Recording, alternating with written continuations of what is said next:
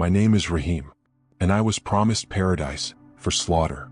They told me the path to heaven was paved with Christian blood, that if I ended their prayers, I'd walk through gates of gold, that every detonation would be a declaration of devotion, that obedience was glory, and killing was sacred. I was just a boy when they wrapped my chest in steel and sin, a belt of wires, a heart full of fire, a mind baptized in rage. They said, when you press the button, you will awaken in bliss. But they never told me what would happen before I arrived. They never mentioned the in-between. They never warned me about the silence, or the eyes that watched me fall, or the voice that would call my name from inside the fire. I was trained to believe that Jesus was a lie, that his followers were cursed, that his cross was weakness, that his name was forbidden. But when I died, it was not the voice of war I heard. It was his. He did not scream. He did not strike. He simply said my name. And everything I had built inside me, every brick of hate, every doctrine of death, collapsed under the weight of that whisper. He called my name in the dark, not with wrath, but with weeping. And I, a murderer, a deceived soul, a boy dressed in blood, was seen, fully, utterly, and somehow still loved. I should have descended into fire, but instead I was drawn toward light, and that light was a man, and that man was the one I was raised to deny. His eyes saw through me. His scars spoke louder than any sermon, and in his gaze I knew I had not been called to kill. I had been created to live. I should not be here, but I am, and I know now I was not spared for silence. So hear me. This is not a dream. This is not a parable. This is a confession, a holy reckoning. I tell you this because I made a vow sealed in flame and fear, a vow to the one who met me beyond death and breathed into my ashes. If he ever let me return, I would speak, I would testify, I would reveal what the world never expected to hear from a man like me. He called my name in the dark, and now I call yours. Come closer, because what I'm about to tell you will break your heart, shake your soul, and awaken something sacred in the ashes you've tried to forget. This is not just my story, it is yours, because once the veil is torn, there is no going back. I was born in the dust of a nameless village, where the sun rose without ceremony and the goats wandered freely between prayer and silence. We had no riches, no gold, no water that ran without fight, but we had faith, or something that looked like it. My earliest memory is of my mother's hands, cracked with work, soft with surrender, pressing dough under the whisper of morning. Behind her, a radio murmured verses, and outside the window, the muezzin's cry pierced the stillness like a blade through cloth. I learned early how to bow, how to wash, how to silence my questions, because questions were dangerous. Curiosity was a gate that opened into fire, and I had no map for the fire yet.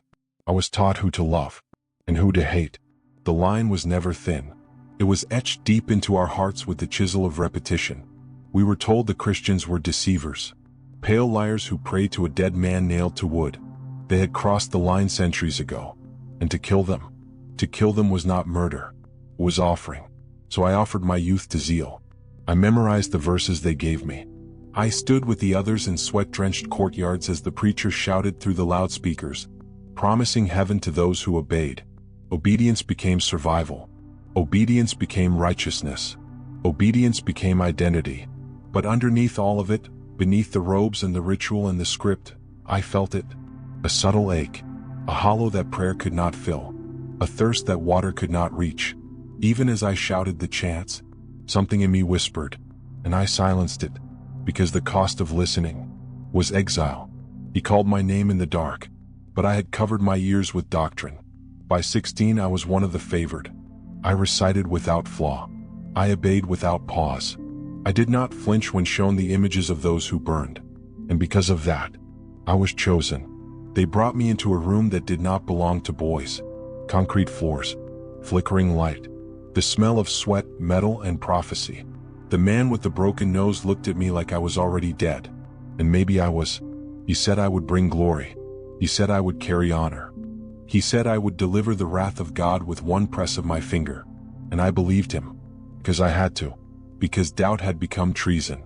They wrapped the vest around my chest like a father dressing his son for a wedding. Each click of a strap felt like a drumbeat counting down my time in this world. They whispered verses over me. They said my name would be recorded in the scrolls of paradise. They said my feet were already walking in heaven. But that night, alone, I did not sleep.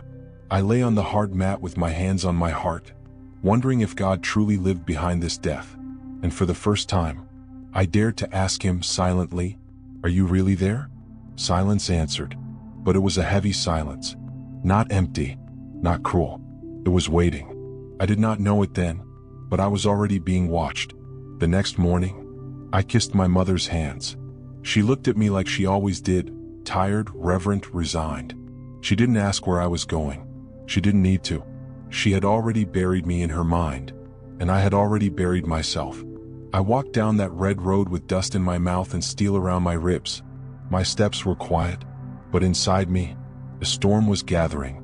They drove me to the edge of the city. They pointed to the church. They said the people inside were the enemy. They said when I walked through those doors, angels would walk with me. I took a breath.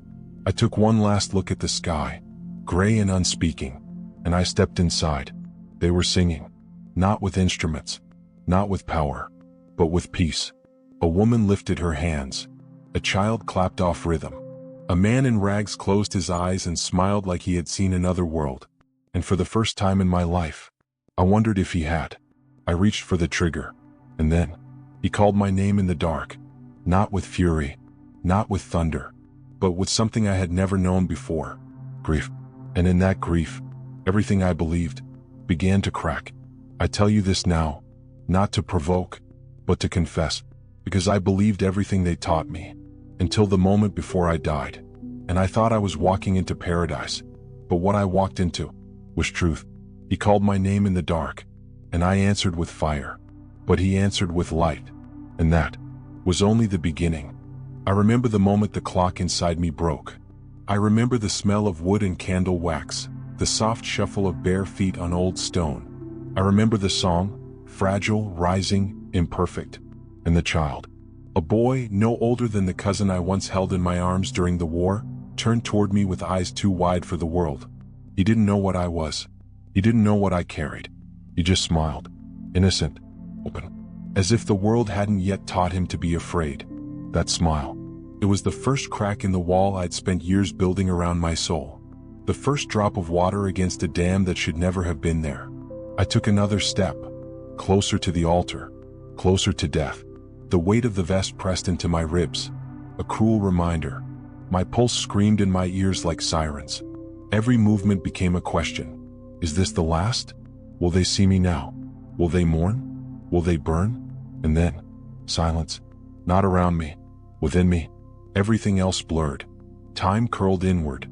I stared at that child, still smiling, still unaware, still sacred. And I hesitated. A beat too long. A breath too late. It wasn't mercy that stopped me. It wasn't wisdom. It was something deeper, something nameless that flooded my chest like cold water in a sinking boat. And then it happened. The explosion. But not the kind they trained me for. Not fire. Not dust. Not chaos. Light. Time unstitched itself from the earth. I was no longer standing. I was no longer anything. Everything fell away. The ceiling, the people, the sound, my body, gone. I floated. I knew I was above. I knew I was outside. And yet I saw everything. My body lay crumpled, twisted.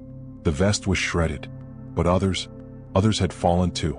A woman lay half buried in the rubble. Her arms were wrapped around the child. The same child. The one who had smiled. She had tried to shield him with her body. A human wall against a human bomb. She didn't know me. She didn't curse me. She simply protected and died for it. And I watched. Not from heaven. Not from hell. From between. I saw them weep. I saw them bleed. I saw them pray for me. Not for revenge. For me. And I realized, this is not paradise. This is not glory. This is not reward. This is judgment. Not the fiery courtroom I was promised, but the stillness that comes when your own soul becomes a witness against you. I tried to scream, but I had no mouth. I tried to run, but I had no feet.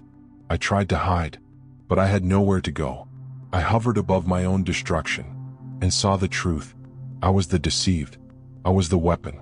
I was the ruin.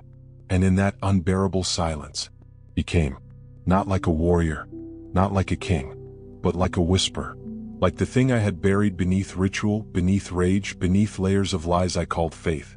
He called my name in the dark, and I shook, not from fear, but from recognition. I had never heard that voice, but somehow, I had always known it. It was the voice that once hovered over waters, the voice that once walked in gardens, the voice that once cried out from a cross, and now it spoke my name, Rahim, spoken not with anger, not with disgust, but with something worse, something deeper, grief. Grief so holy it made the stars go silent. Grief so pure it pierced deeper than any blade, because he grieved me, not what I did, but what I could have been, what I was meant to be. And then the veil tore. I felt myself pulled, not downward, not upward, but inward, into a place that had no walls, no sky, no floor, just presence, just truth, just him. He called my name in the dark, and I answered with all that was left of me: shame, terror, longing. I had never believed in mercy, only in transaction. Do this, receive that. Kill them, get reward. Pray more, suffer less. But here, there were no deals, only eyes that saw through centuries, and a silence that split me open. I remembered every lie I ever spoke, every time I turned away from the little voice asking questions, every face I dehumanized to make obedience easier. And he did not flinch. He bore it, all of it, like he had already carried it once. I could not escape the weight of being known, and yet, I was not consumed. He called my name in the dark, and still, he stayed, and I, a vessel of violence, a disciple of death, stood before the very one I had been told to hate, and found love, not the soft, foolish kind, not indulgence, not weakness, but a love that judged with tears, a love that burns away the mask, and waits for your face to emerge. This was not the God of fear. This was not the God of systems or terror. This was the God who bled, and I had been on the wrong side of everything. The darkness I had lived in was not his judgment. It was my own blindness, my own refusal to look into the light. But now, I could not look away, not anymore. He called my name in the dark, and what followed was the beginning of everything I had never dared to hope for. Not peace, not paradise, but truth. And truth was alive. The light did not blind me. It welcomed me. It wasn't a flash or an explosion. It was a presence, a gravity without weight, a fire without heat, a song without words. I was being pulled, not dragged, but invited, drawn through something I cannot name. A veil? A tunnel? A threshold? No, more like a return, like waking up in the middle of your own name. And around me, sound. Not the sound of shouts or screams, but of weeping. Not sorrowful, not tormented, but holy. The kind of weeping that makes the stars tremble. The sound of souls remembering what they lost and finding it again. There was music, but not the kind played with hands. It was light turned into song, color that hummed, time folding into worship. Everything I once believed about the afterlife, the virgins, the glory, the celebration of violence, it was not here. There were no thrones for warriors, no crowns for killers, only silence. In truth, I drifted forward, though there were no feet beneath me, and as I moved, I became aware, not of what surrounded me, but of who. Souls. So many souls. Peaceful. Radiant. Unbound by form yet clothed in light. They glowed like memory, but felt like family. I knew none of them, and yet I knew all of them. There was no need for names here, no need for introductions. They looked at me, and I felt the weight of their knowing, not judgment, but full awareness, the way a tree knows the wind, the way a flame knows its fuel. And in their presence, for the first time in my life, I was fully seen, nothing hidden, nothing defended, and yet, I was still held, not by arms, by love, unfiltered, undeniable, unfailing. And I wept, not because I was afraid, but because I never knew this existed. I had been told that paradise was pleasure, that heaven was reward, that the faithful would feast, while the infidels burned. But here, there were no tables, no thrones, no conquests, Only light, only truth, only him. He called my name in the dark, and now I stood in the place where that voice was born. There were no shadows here, because nothing needed hiding. I remembered the child, his smile, the woman who died shielding him. I remembered my fingers brushing the trigger, my final breath tasting of resolve and regret. And the souls around me, they saw it all.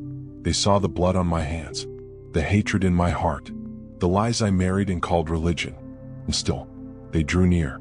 There was no anger in them, only sorrow, not over what I had done, but over what I had become. I heard one phrase in my spirit, not from their mouths, but from the very air. You were not made for this. It echoed through every part of me, burning away the falsehoods I had lived by. I was not made to destroy. I was not created for death. I was not fashioned for violence. I was meant to know, to be known, to love, to carry light. And I had spent my life trading eternity for illusion. There were no virgins, no songs of conquest, no trophies for martyrs of murder. Just the pure, piercing awareness. You were wrong, but you are loved. He called my name in the dark, and I answered, not with pride, but with tears. Here in this place beyond time, my soul finally laid down its sword, and the light, gentle, eternal, patient, wrapped around me, not like fire, but like forgiveness. This was the beginning of unmaking and of becoming. This was the moment when everything I believed shattered, so that everything true could begin. And in that sacred silence, I whispered what my lips had never been allowed to form. I see you, and I was wrong. There, in the stillness of the eternal, where no screams were needed, and no lies could live, I found what I never knew I was looking for, the truth, and the truth was a person. And then, he came, not as a flame, not as thunder, not as the warrior I had imagined when I prayed for God to strike my enemies. He came like morning, after a night that should have never ended.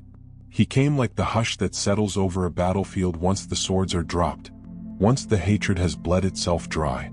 A presence, a weightless gravity, a silence that pulsed with breath. I turned, if turning is even the right word for what the soul does in the presence of glory. And there he was. I had never seen him before, but I knew, every inch of me knew, it was him. The name I had been taught to curse, the image I was warned never to draw. The story I was told was false, corrupted, Western. Jesus, I said, the crucified one. He was not the enemy. He was not the invention of infidels. He was real, alive, and standing before me, not to condemn me, but to know me. His eyes, oh God, his eyes. No fire, no lightning, no rage, just sorrow.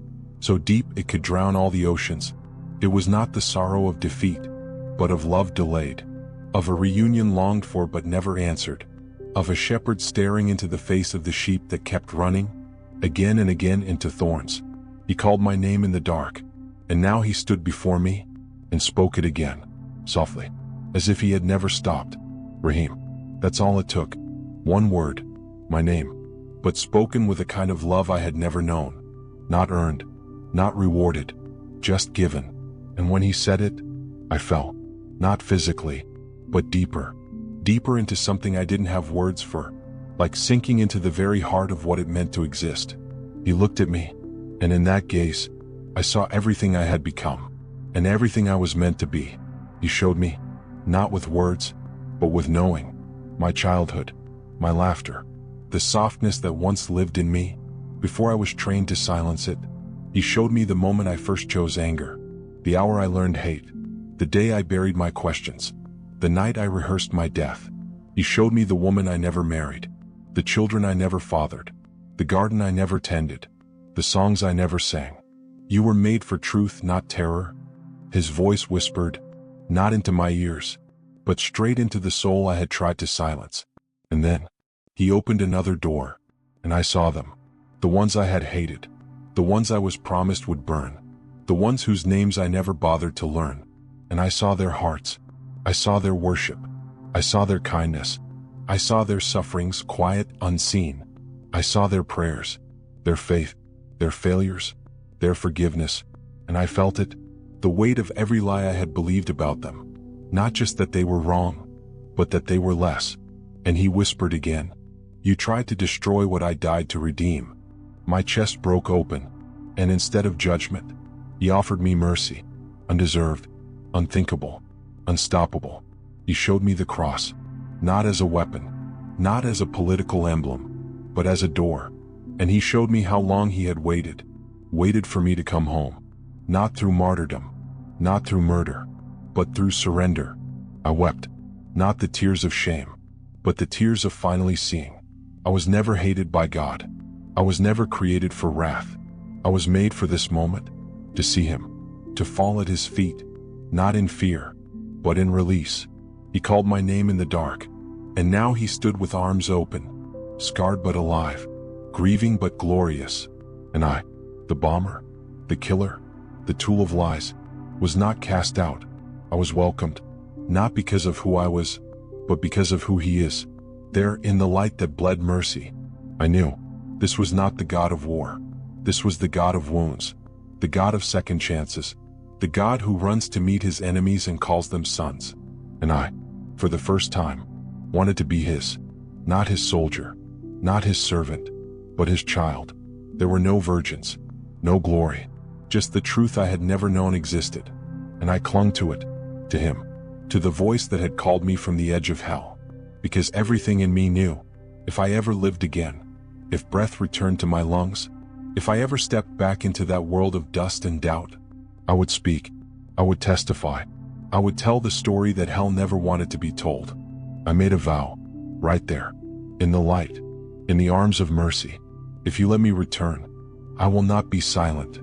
And he looked at me and smiled, not because I promised, but because he already knew. He called my name in the dark, and I, finally, answered. There in that holy silence, after mercy wrapped itself around my ruin, the light deepened, not in brightness, but in revelation.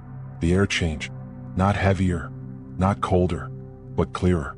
As if the fog of 1,000 sermons, 1,000 slogans, 1,000 banners waved in the name of God, was finally lifting. And what lay beneath was not what I had been taught, not what I had memorized, not what I had pledged my life to defend. It was him, only him, unbound, unbranded, undeniable. He called my name in the dark, and now he called the lies by their names too. He showed me, not with bitterness, but with grief, how the sacred had been twisted by hands that feared freedom more than failure. He showed me pulpits that were never thrones. He showed me preachers who wore robes like armor, but carried no love. He showed me how religion, when void of spirit, becomes a weapon, not a witness. And I saw the machine I had once belonged to, the gears turning behind men with holy titles, using fear to bind the broken, using guilt to silence the curious, using shame to replace love. And I saw how I had played a part, not just in violence, but in believing that God could be owned, that he belonged to one people, one language, one nation, one holy book. And he said, not with lips, but with the kind of voice that wraps itself around your very bones. They feared my name because it sets captives free. That sentence broke something in me. It shattered the illusion that obedience equals truth. I was never asked to obey out of love. I was asked to obey out of terror. And terror is a counterfeit gospel. He showed me boys like me, being told they were chosen, that to die was gain, that blood was sacred if spilled for a cause, that heaven was a reward for hatred well executed. And I saw the spirits behind it, not men, not teachers, but shadows, entities that fed on despair, whispering into ears not protected by truth. I saw how lies take root in the soil of fatherlessness, how broken homes breed hungry hearts, and how easy it is for darkness to dress itself in scripture. He called my name in the dark, and now he called them out of the shadows too. This war, he showed me, was never Muslim versus Christian, never East versus West, never old book versus new book. It was spirit versus control, freedom versus fear, the living word versus the dead letter. And I was not the only one deceived. Many were, in every corner of the world, under every flag, wearing every robe, because religion, when it forgets the cross, becomes a prison painted with gold. And I wept, not because I was lost, but because so many still are. He said, you were sent to kill, but I was sent to die, for you. Those words rewrote the very architecture of my soul. I had offered my life in exchange for paradise, but he had offered his in exchange for me. No transaction, just redemption. No promises of pleasure, just the certainty of peace. No demands for war, just the call to come home. I saw the forgotten power of forgiveness, how it burns brighter than any bomb, how it heals what vengeance can never touch, how it restores what bullets only break. And I saw his face, brighter than the sun, soaked in sorrow, yet crowned with victory, not because he crushed his enemies, but because he loved them, until they were no longer enemies. He showed me the hearts of those I tried to destroy, their prayers, their doubts, their songs sung in secret, their kindness when no one watched, their wounds, and then he showed me mine, not to shame me, but to redeem me, to say, even this I can make whole. He called my name in the dark, and he spoke into me a truth too vast for pages, but simple enough for even the most broken to grasp. You are not your past. You are not what you were told. You are mine. That revelation undid me, undressed every false identity I had worn like armor, and what remained was nothing but a child, weeping in the light. No titles, no doctrine, no performance, just beloved. And now, this truth burns in me like fire in the bones, not to condemn, but to awaken, not to argue, but to call out to others still walking in the dark, because I was one of them, and he came for me. So I say this now, with trembling reverence, and a vow that still binds me: return to the fire, the real fire, not the fire of bombs and rage, but the fire of love that never dies, the fire of the Lamb who was slain, the fire that consumes lies and leaves only truth behind. He called my name in the dark, and that's why I can no longer be silent, because this isn't just my story. It's a war cry. It's an invitation. It's the unveiling, and the unveiling has begun. And then he showed me what was to come, not as a threat, not as a punishment, but as a holy unveiling, like lifting a veil from a bride's face, or pulling a shroud from a tomb. A vision opened before me, not through eyes, but through knowing. I saw the world, not as it was, but as it would become. He called my name in the dark, and now he called the future into light. The noise was deafening, waves of shouting, screens pulsing with lies, leaders boasting with hollow words, priests preaching without presence, mosques and churches echoing with performance but no spirit.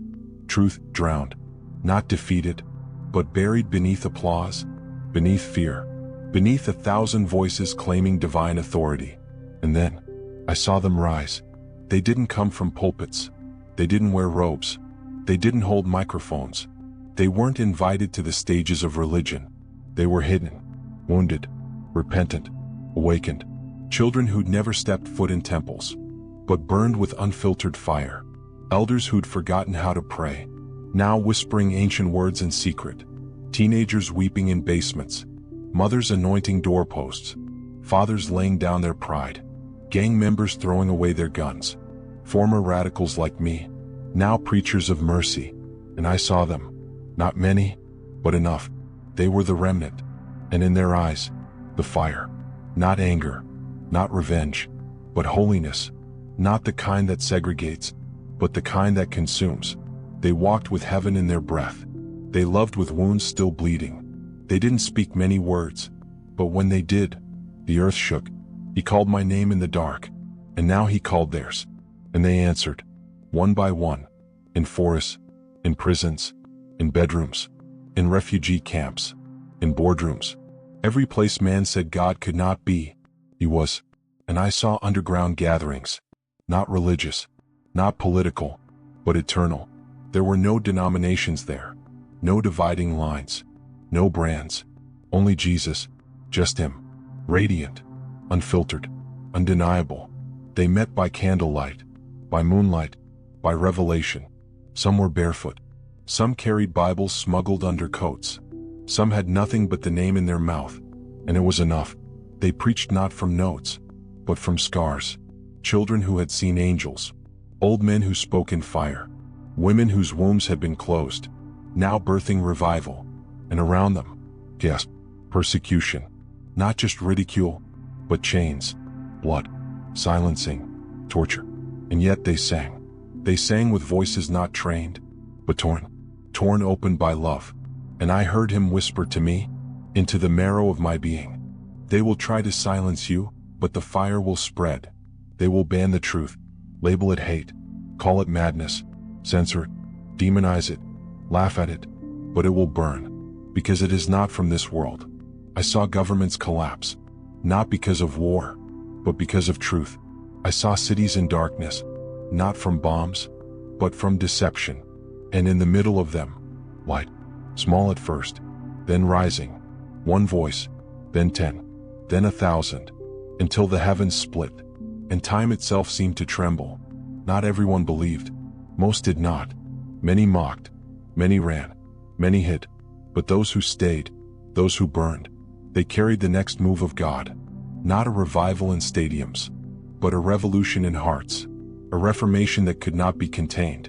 And I knew, deep in the fire now building in my bones, that this vision was not to entertain, not to impress, but to warn, to ready, to call.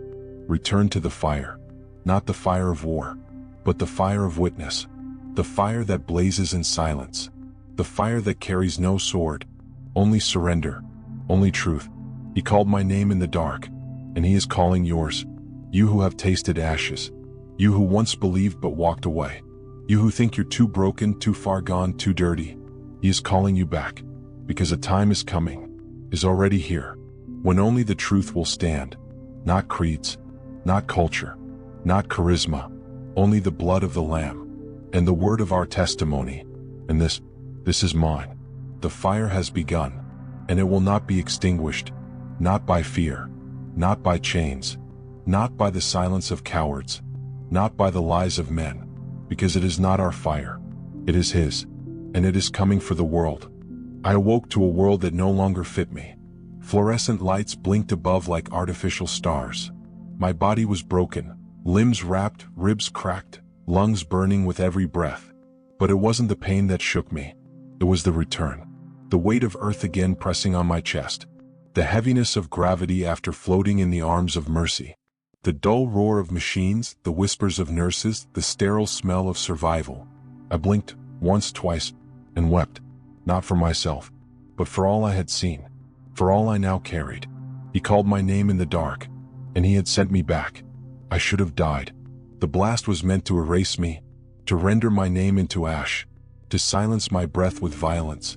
But here I was, alive, haunted, burning with truth. The doctors couldn't explain it. They called it a miracle, but they didn't know what kind. I tried to speak, to whisper the name that had saved me, Jesus, but the moment it touched my tongue, the monitors beeped erratically. The room felt colder. One nurse crossed herself and left. Even here, the war had followed me. Return to the fire, the spirit whispered. Not a memory, but a mandate. But the real pain came when my family walked in. My brothers, my cousins, my father. Their eyes did not search for wounds. They searched for betrayal. They had already heard. From whispers, from watchers, from fear itself. The moment I said the name, just once, their faces changed. No son, no brother, no martyr, only traitor. My father stood in silence. Then he spat on the floor beside my bed and left. They did not return. What death could not do, truth did. It severed the last thread tying me to the world I once knew. And yet, I did not regret it, because I had seen him. And once you see the face of mercy, you cannot go back to masks. I left the hospital days later, limping but determined. No home, no family, no safety, only fire, and a vow still binding my soul. He called my name in the dark, and I was still answering. The resistance began subtly. Phones shutting down when I tried to share my story. Emails unsent. Accounts blocked. Hushed threats in alleyways. Men following me at night. Technology twisted. Voices vanishing. Even my shadow felt watched. Every time I tried to speak his name publicly, something would shut it down, as if the air itself resisted. But the spirit burned louder. He led me to an underground gathering. 5 believers in a basement no larger than a prison cell. A candle in the center. Tears in every eye. I spoke, not with a script, not with theology, just my testimony. just the raw ache of a man unmade by grace. They listened in stillness. Then they wept. Then they prayed. Then they asked me to return. Word spread, quietly, like wind through dry grass. They came in secret.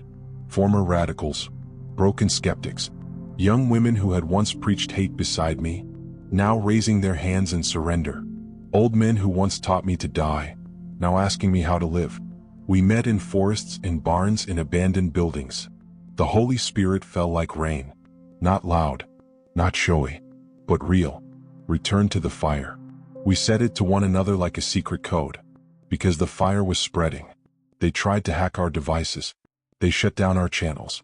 We were mocked, hunted, blacklisted. But we were not afraid. Because once you've been to the edge of eternity, once you've stood in the presence of the one who bled for your soul, fear loses its voice. He called my name in the dark, and now I called others, one by one. The room of exile became a sanctuary, a forgotten church in the backstreets of a city that claimed to be godless.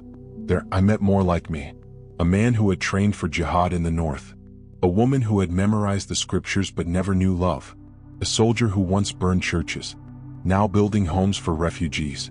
We were a scattered remnant, flawed, scarred, unqualified, but chosen, not to conquer, but to testify, not to be famous, but to be faithful.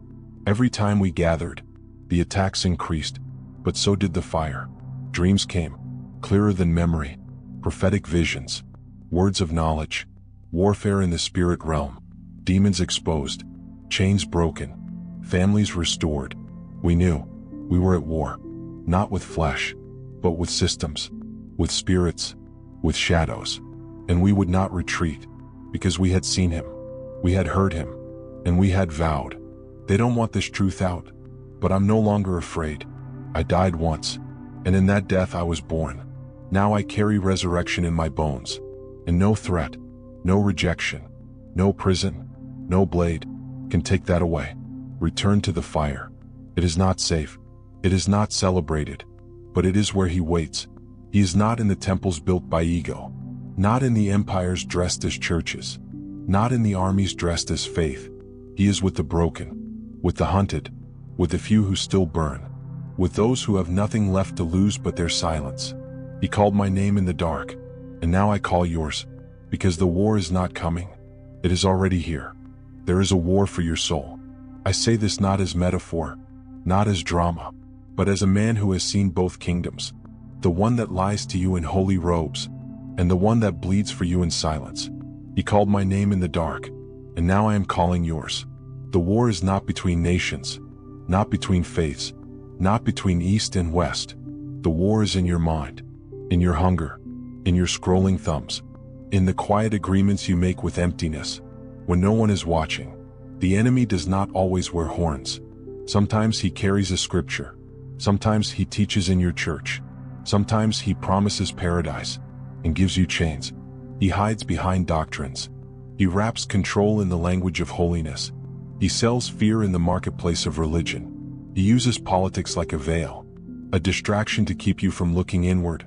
And the people fall asleep, eyes wide open, hearts sedated, souls scrolling toward hell.